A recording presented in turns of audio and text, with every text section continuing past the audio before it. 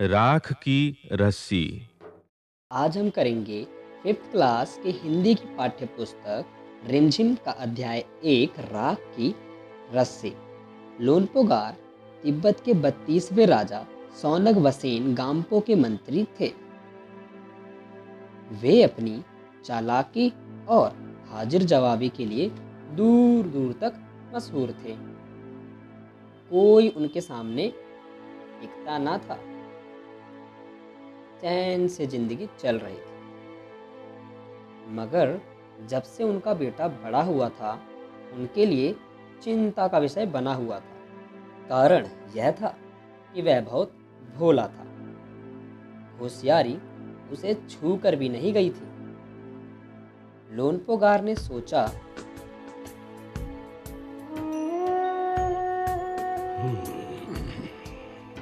मेरा बेटा बहुत सीधा साधा है। मेरे बाद इसका काम कैसे चलेगा?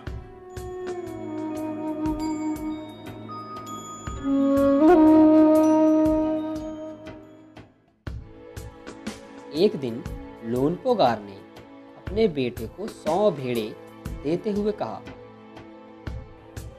तुम इन्हें लेकर शहर जाओ, मगर इन्हें मारना या बेचना नहीं, इन्हें वापस लाना 100 जौ के बोरों के साथ। क्या 100 बोरे? वरना मैं तुम्हें घर में नहीं घुसने दूंगा। हाँ? मगर मैं ये सब कैसे? अच्छा। इसके बाद उन्होंने बेटे को शहर की तरफ रवाना किया।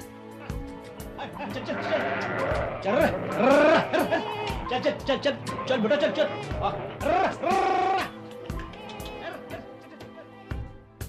लोनपोगार का बेटा शहर पहुंच गया, मगर इतने बोरे जौ खरीदने के लिए उसके पास रुपए कहाँ थे। वह इस समस्या पर सोचने विचारने के लिए सड़क किनारे बैठ गया। क्या करूं? अब कहां से लाऊं मैं इतने बोरे? मेरी तो कुछ समझ नहीं आ रहा।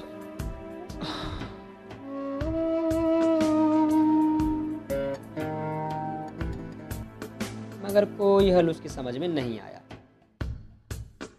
वह बहुत दुखी था। तभी एक लड़की उसके सामने आ खड़ी हुई।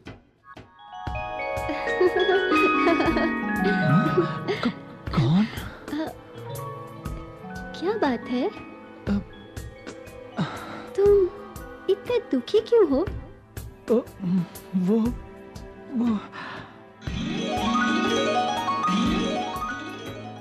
लोनपोगार के बेटे ने अपना हाल कह सुनाया। इसमें इतना दुखी होने की कोई बात नहीं। हाँ? मैं इसका हल निकाल देती हूँ। सच? हाँ। इतना कहकर लड़की ने भेड़ों के बाल उतार दिए और उन्हें बाजार में बेच दिया।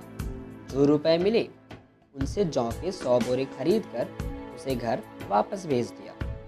लोनपोगार के बेटे को लगा कि उसके पिता बहुत खुश होंगे, मगर उसकी आपबीती पर उन्होंने ध्यान नहीं दिया।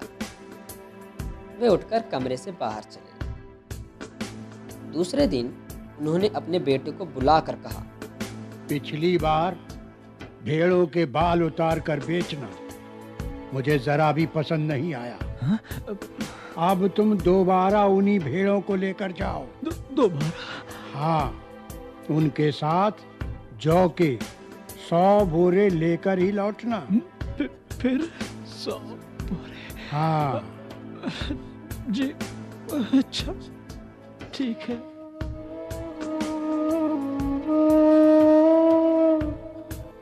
एक बार फिर निराश लोनपोगार का बेटा शहर में उसी जगह पर जा बैठा।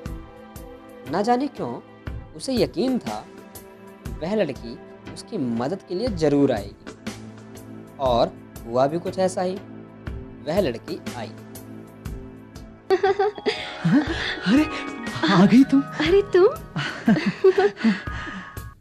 उससे उसने अपनी मुश्किल कह सुनाई।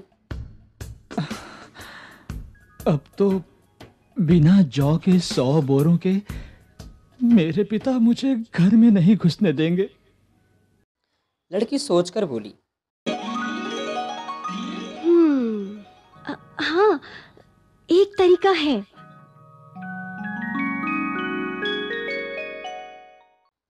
एक तरीका है। उसने भेड़ों के सींग काट लिए। उन्हें बेचकर जो रुपए मिले उनसे 100 बोरे जौ खरीदे। बुरे लोनपोगार के बेटे को सौंपकर लड़की ने उसे घर भेज दिया। भेड़ों और जौ के बोरे पिता के हवाले करते हुए लोनपोगार का बेटा खुश था। उसने विजयी भाव से सारी कहानी कह सुनाई। सुनकर लोनपोगार बोले, उस लड़की से कहो कि हमें 9 हाथ लंबी राख की रस्सी बना कर दे। हाँ?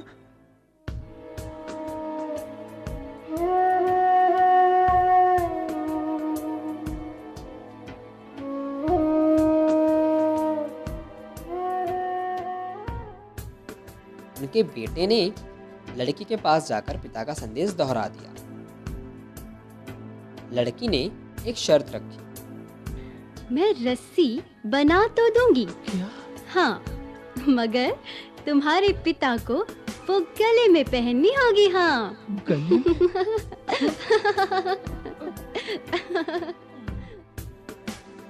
लोनपोगार ने सोचा ऐसी रस्सी बनाना ही असंभव है, इसलिए लड़की की शर्त मंजूर कर दी।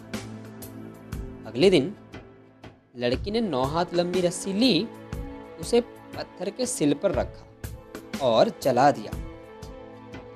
रस्सी जल गई, मगर रस्सी के आकार की राख बच गई। इसे वह सिल समेत लोनपोगार के पास ले गई और उसे पहनने के लिए कहा। लोनपोगार रस्सी देखकर चकित रह गए। वे जानते थे कि राख की रस्सी को गले में पहनना तो दूर, उठाना भी मुश्किल है। हाथ लगाते ही वह टूट जाएगी। लड़की की समझदारी के सामने उनकी अपनी चालाकी धरी रह गई। बिना वक्त गवाए लोनपोगार ने अपने बेटे की शादी का प्रस्ताव लड़की के सामने रख दिया। क्यों? बोलो।